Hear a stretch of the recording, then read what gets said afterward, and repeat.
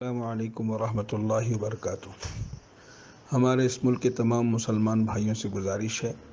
کہ اس وقت ہمارے ملک کے جو حالات ناسازگار ہوتے جا رہے ہیں، ایسے وقت میں ایسے حالات میں ہم سب کو اللہ کی طرف متوجہ ہونا بہت ضروری ہے۔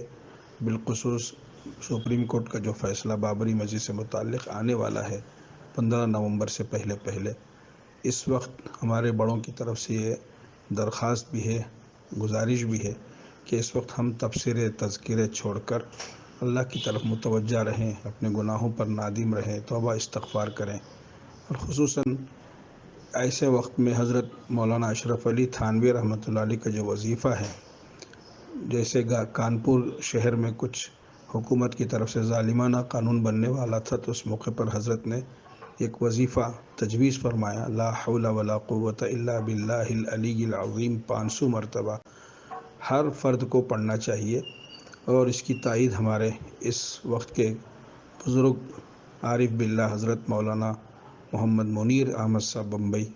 دامت برکاتہم نے بھی اس کی تائید کی ہے۔ اسی کو اہتمام سے پڑھا جائے، چونکہ مجرب نسخہ ہے،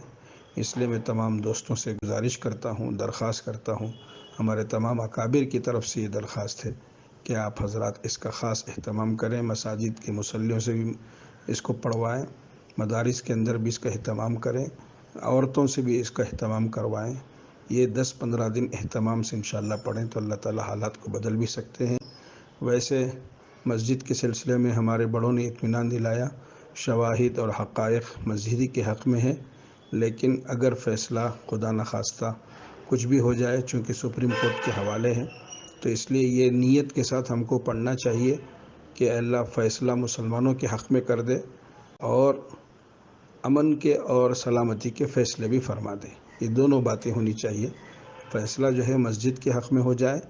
اور امن و سلامتی کا بھی معاملہ ہو، کوئی ناخوشگوار واقعات پیش نہ آئے، کوئی حادثہ پیش نہ آئے، اس کا بھی خاص خیال ہم سب کو رکھنا چاہیے۔ اللہ تعالی ہم سب کی اور پورے امت مسلمہ کی، بالخصوص اس ملک کے تمام